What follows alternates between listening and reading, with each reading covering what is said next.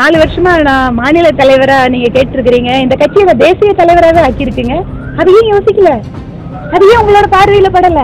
ஹிந்தி தெரியாத ஒரு பெண்மணியை இன்று இந்த கட்சி பாரத பிரதமர் மோடி அவர்களும் தேசிய தலைவராக ஒரு தமிழகத்தை சார்ந்த பெண்மணியை இன்று பொறுப்பு கொடுத்திருக்கிறார்களே, இது பெரிய பொறுப்பு இல்லையா?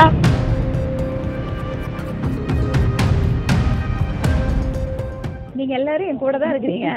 4 வருஷமா நான் மாநில தலைவரா நீங்க கேட்டிருக்கிறீங்க. இந்த கட்சியோட தேசிய தலைவராக ஆக்கியிருக்கீங்க. அது ஏன் யோசிக்கல? அது ஏன் உங்களோட பார்வையில படல?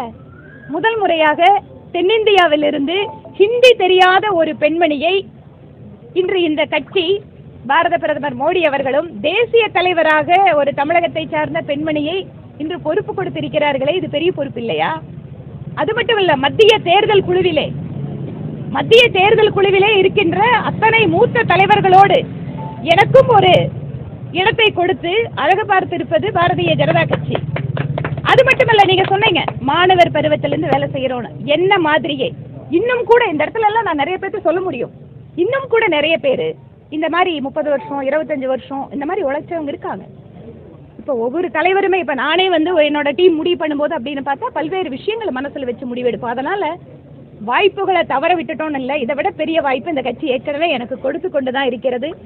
இந்த தொகுதி மக்களுக்கு உழைத்ததற்கு அவர்கள் சட்டப்பேரவை உறுப்பினராகவும் அழகு பார்த்து கொண்டிருக்கிறார்கள். அதனால் எங்களை பொறுத்தவரை பாரதிய ஜனதா கட்சி தமிழகத்தில் வளர வேண்டும்.